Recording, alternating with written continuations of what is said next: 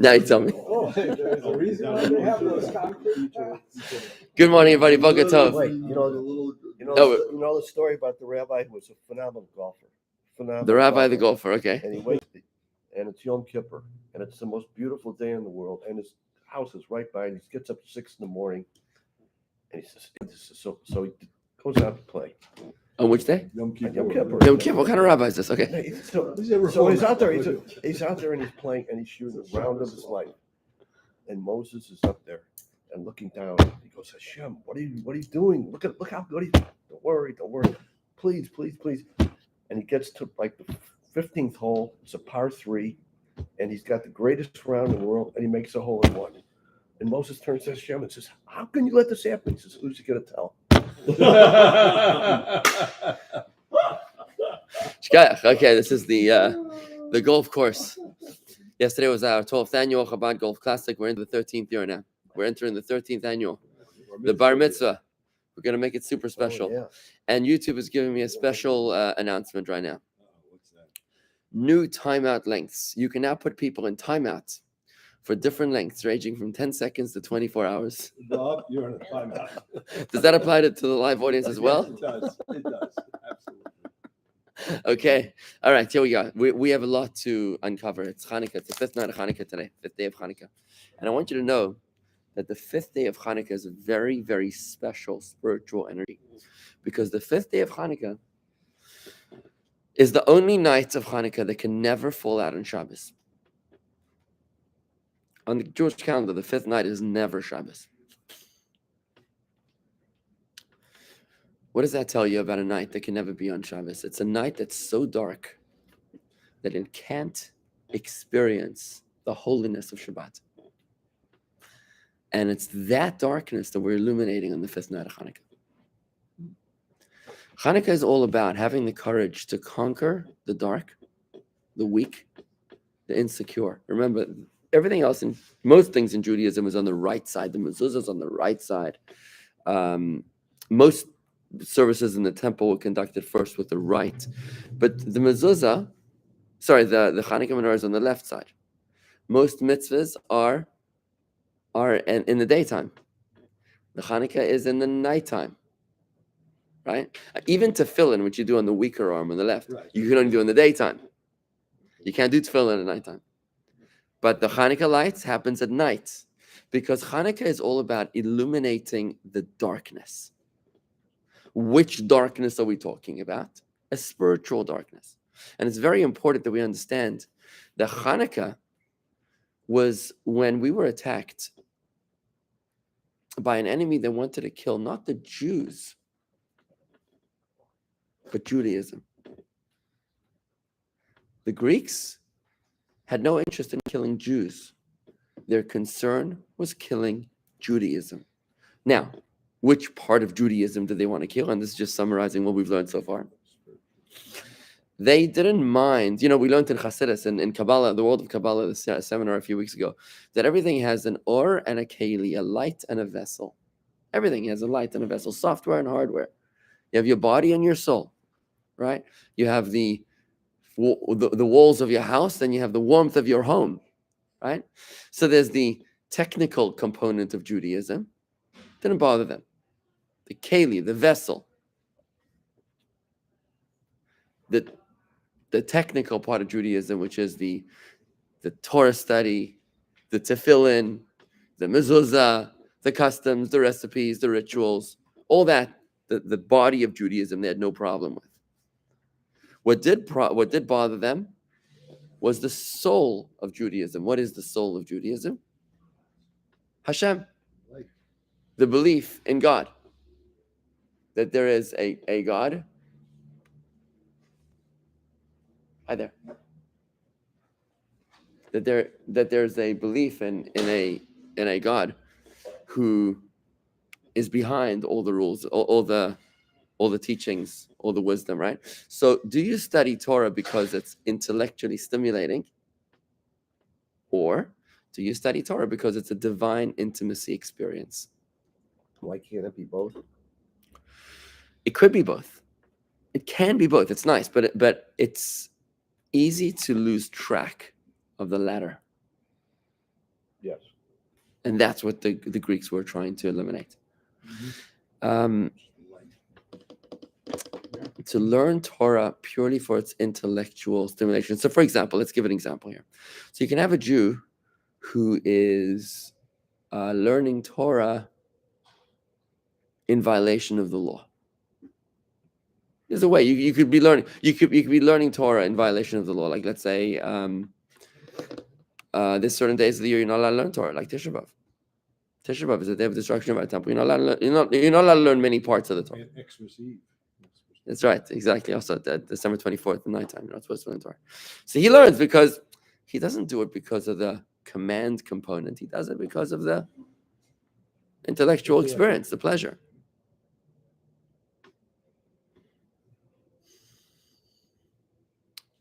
In a human relationship, you can run into the same problem. Where you can go into a relationship like a marriage for the short-term pleasure that you're going to receive versus the long-term intimacy that you're going to give. Does that make sense? Pathetically, yes, it's true. It's pathetic, but it's true, right? That's why divorce is so expensive. So I just want to explain that. You can go into a human relationship in order to receive short-term pleasure, or you can go into a human relationship in order to give long-term, enduring love, right? Mm-hmm. And there's a very, very fine line between those two. It's the same action.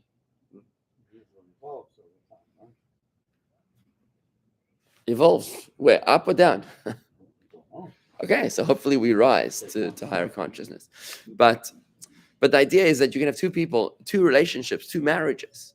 One is sick and unhealthy, and one is healthy and robust. You see the difference, right? So you can have two Jews. One is coming to shul every day because he has a religious addiction. A religious addiction. Another comes because he's healthy, confident, and ready to embrace a relationship with the divine. You see the difference? So one is there because this is his way of controlling, of experiencing control in his life on some level. Steve, you know who those people are? No idea. I thought they were friends of yours. We just let them in and let them go through this. I thought you knew them. We thought they were friends of yours. I thought they were. You want me to ask? Yeah, let me just find out what's going on here. Seems like there's a whole convention going on right here. We're sending the police. So there are some Chanukah cookies around. Someone else here? That was the police. What for? They're taking this vehicle and bringing back a new one. Oh, the police taking the vehicle. Thank you. A lot going on here this morning. The car's too old. Okay. All right. A battle car. They're out there measuring stuff. Oh, it could be that they're Measuring something. filming. You know, they're probably giving us quotes. It's probably fine. We're doing some work out there. They're probably giving us quotes from some work. Anyway, sorry, folks on YouTube. There's a lot going on here today. I apologize. All right. So where am I going with this? With this introduction of what the Greeks were trying to do to the Jews, we can understand the question that Chuck asked me the other day. What's up with the oil? He's asking about the oil. Like, what's the oil got to do with this? Right? And the oil symbolizes the ground zero of the battle. Because what the Greeks wanted the Jews to do was to assimilate into their culture. You know, where we keep our traditions, but that were no different to the Gentiles, right? So you have a Xmas party, and the Jews have a, Hanukkah party, but it's the same menu served. You see the thing? So, like, you know what? We come to your parties, you come to our parties. You know, you celebrate this tradition, we celebrate that tradition, but don't tell me anything about holiness. Intercultural relationship. It's intercultural. It's assimilated. We're all one. But the oil represents what bothered the Greeks about the Jews, because what does it say about your salad dressing? Shake before using. Why do you have to do that? The oil settles. because the Oil oil rises. settles, Or- because oil rises, rises. it doesn't mix. You want to form an emulsion. You want to form it. Because the oil doesn't Not mix. true And if you want to have a emulsion. tasty salad, then Not you're gonna true have to emulsion. mix it up. Because that's the only way that it's gonna go around. Otherwise, it's gonna Just get oil. Some parts will be here and some parts. right. will be here. So the thing with oil is that oil always separates. Oil always separates from the rest. Oil is a polar molecule, and water is a non-polar molecule. So the oil rises, it separates. It just rises to the top. The thing about oil, it's got an amazing quality. On the one hand, the oil seeps into every nook and cranny and crevice. Your bike is squeaky, your door hinge is making noise. You put the WD-40, it's all better because the oil goes into every little crevice. But at the same time, as integrated as the oil is with it goes to places that nobody else can reach. The oil always remembers its identity. It rises to the top. Right? It rises to the top. So it's got that duality. And this is the Jewish approach. The Jewish approach is that you go into business, go into medicine, become a citizen of the world. You're not supposed to live in a cocoon. You should be integrated into the world. You don't have to live in a sequestered, insulated bubble in Jerusalem. Go out there, make some money. Yeah, go into politics, innovate. But at the same time, remain distinct.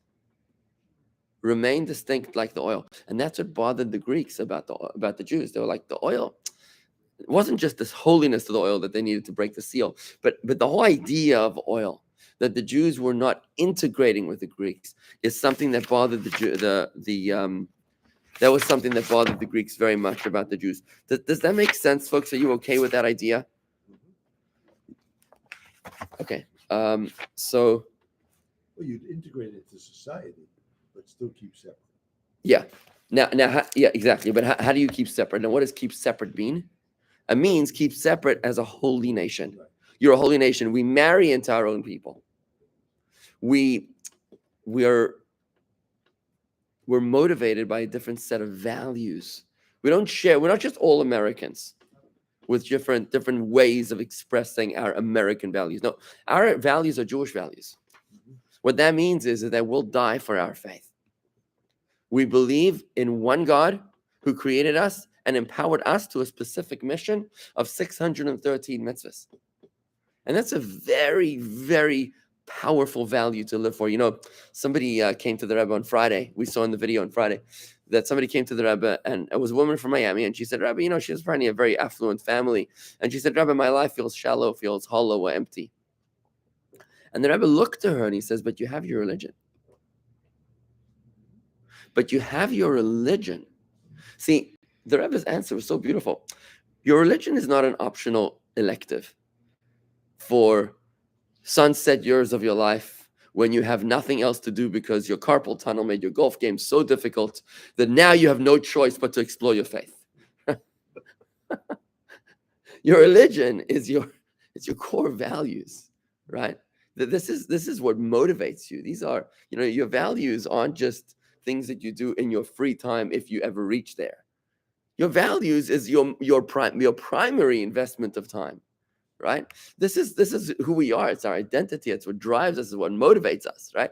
So if we can experience that shift, right? The Greeks were trying to push their religion not only down to the bottom of the totem pole, but entirely off the totem pole, right? What Chanukah reminds us is to light the oil, let the oil rise to the top. It's beautiful when you pour oil and you mix it with water. So you have water and you have the oil sitting on top and you have a floating wick. So you can actually see the oil separating from the water. And when you do that, the Chanukah reminds us, lighting those candles and eating those donuts and those latkes, reminds us to rise to the top, to focus on the oil, to focus on our distinction and our identity. It's kind of like men and women, right? Imagine if men and women were 100% equal. What kind of life would that be?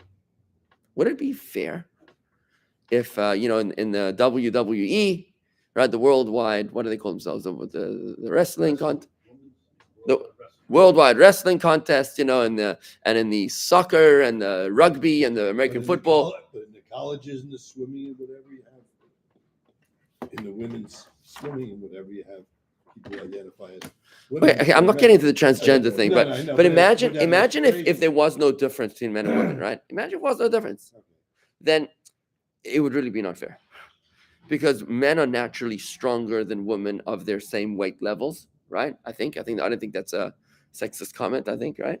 Men and women have different strengths. Like my wife was in Mirasol the other night, and a man came over to her and said, why was it that at the Bas Mitzvah, I went to some other synagogue a few days ago, there was, during the 2 hours I was there, the girl didn't read Torah. She didn't read the Haftorah or something. He was all confused, this guy. So my wife looks at him. So he asked me the question. I said, why'd you ask my wife? So she answers. that's good. She looks at him and she says, women weren't created to do the things that men can do. Mhm. Women were created to do the things that men can't do. Wow. He loved that answer. We're not here just to copy the men and say, oh, I can also do that. We have unique strengths. Women have unique strengths. I don't feel intimidated by the things that I can't do that my wife can't do. Like, it doesn't bother me that I can't do childbirth, for example. I just don't feel that's not my strength. It's not my mission. It's not my purpose. So I don't feel walking around all day with a chip on my shoulder that I'm not capable of doing things that women can do. Women can do the most unbelievable things in the world, but it doesn't bother me because I'm confident in who I am, right? So men and women are equal, but different. They're equally important, but they have different strengths. Same thing with Jews and Gentiles. They're equally important. Life, we're all created in the image of God.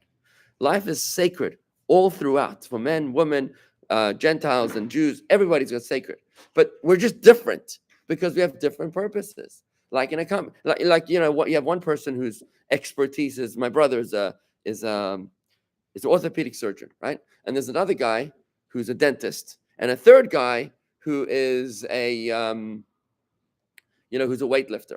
Imagine they all sign up, they're all in Israel, and they all get deployed to the army, and they dispatch all three of them to the front lines. That'd be silly. Why would you send an orthopedic surgeon to be a paratrooper, right? Have him in the field hospital, he might be better suited for that job, right? The dentist, okay, whatever, you can deal with him at the war front. But then the weightlifter, you can put him in a hand-to-hand combat kind of division, right? That would be focusing on people's strengths. And that's what Chanukah is about. It's about realizing that we weren't created from one template. We're all unique and we're all special in our own ways, and focus on your specialty, right? Whereas the Greeks wanted to strip us of our specialness and to say we're just the same as the other nations. Chanukah reminds us that we're unique and different. I want to show you this in the original text over here on page 339. I'm going to skip just a little bit to the middle of page 339. I'm going to go back to the part that we're skipping. But at least for today, I just wanted to show you this beautiful idea, how it ties in so nicely here. Page 339 in the middle of the page. Good morning, Stephen Amowitz and Rocky Vino and Rock Guzman. Fran, Dan, I hope you're feeling better from last night. Great night last night. Corey and Winston. Good. So, middle of 339. Herein lay the cause of the Greeks' spiritual war against the Jews. They wanted to convince the Jewish people that the Torah is no more than wise teachings, thereby stripping us of our notion of the sanctity of the mitzvahs in general. That the mitzvahs, they said, they're not holy. They're just cute customs, but they're not holy. Don't tell me that you're making a relationship with God. This is alluded to in the special Chanukah prayer, which makes the statement. This is what we add in the silent Amidah.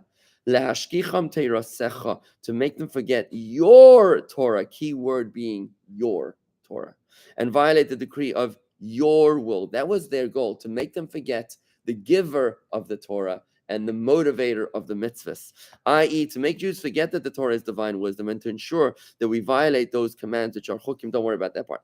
The goal of the Greeks was to tear away the Jewish people away from our belief in and self-sacrificing devotion to the blessed God. I was saying this whole passion you have for God it's uncalled for, because we don't even believe in that God.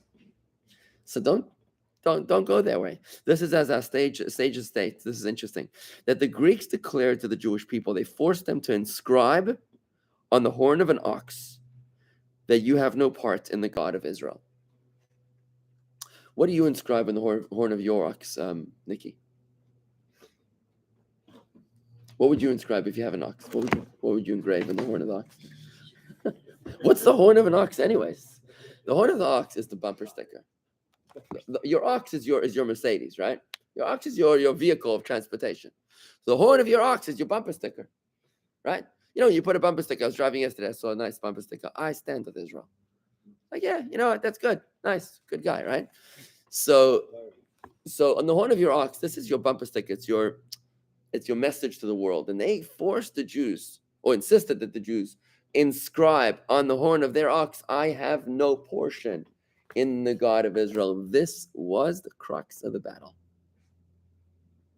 For this reason, when they temporarily succeeded in battle and invaded the Holy Temple, they defiled the oil of the menorah, for their intention was to extinguish the divine light of the Jews. This is another meaning of oil. We've spoken about oil last week on one level. Today we spoke about oil, about that it doesn't mix. And now there's a third level of the interpretation of the oil, that it was the light of Israel, the uniqueness of Israel, the specialty of Israel, which is the God of Israel. And that's what they were trying to do. But by the way, do you know how long the Greeks conquered the temple? Anybody have any idea how long the Greeks conquered the temple? Decades. I heard recently it was 25 years. I need to verify this.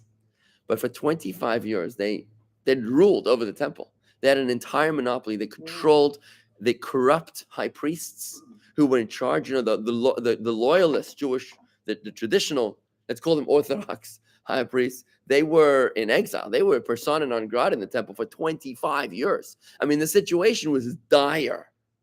The loyal Jews were grossly outnumbered. The Maccabees were sparse. What? There was competition between the Ptolemaic Greeks and the Seleucid Greeks, ones based in Egypt and ones based in Syria. Each one, the Kohanim would line up with one. Yeah, there were all sorts of alliances. There was, it was a horrible time. But Matisyahu and his children, strap this up here. But Matisyahu and his children, together with a segment of the Jews, devoted to Torah and mitzvahs. Steve, can you just ask them who they're with? Can you just ask them who they're with? Ask them who they were. Thank you. But Matisyahu and his children, together with a segment of the Jews.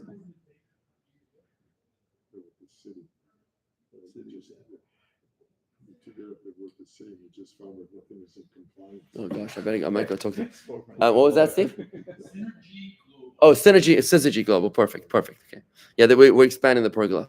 We just got the permit, so that's what it is. Good. Okay. But Matisyahu and his children, let's wrap it up, together with a segment of the Jews devoted to Torah mitzvahs, vanquished the Greeks with their heartfelt cry of Shema Yisrael. Their call was Shema Yisrael Adonai Eloheinu Adonai Echad. Hear, O Israel, the Lord is our God, the Lord is one. We believe in one God. Because the war was against God, it was against Judaism, it wasn't against the Jews. And with their true self-sacrificial belief that the Lord our God, the Lord is one, having vanquished the heretical Greeks, the Jews desired to once again kindle the divine light amongst the Jewish people. God therefore granted us a twofold present, that a kosher flask of oil was found, and that it burned for 8 nights. We spoke about the significance of 8, I think. 8 being 1 above 7, right? Supernatural. You believe in a God that is supernatural. I will show you a God that is supernatural, the God of 8, right? The God that defies the laws of nature, that makes the oil burn.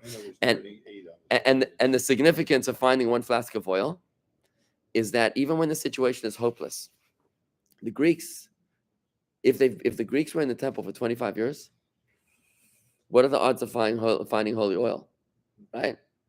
But they found this 1 flask, which means that don't ever write Hashem off. Hashem has always got a plan. He'll come and save the day at the 11th hour. He'll figure it out. Anyways, that's the story. So whatever. Just for today, we just delved deeper into the story of Chanukah. We'll wrap it up, God willing, maybe on Thursday. And any questions so far? How are we doing? Clarity? It's clear? Yeah. Good. Okay, guys. Thank you very, very much. I'm going to wrap up the messaging here. Thank you. Have a good day. Happy Chanukah. Sorry.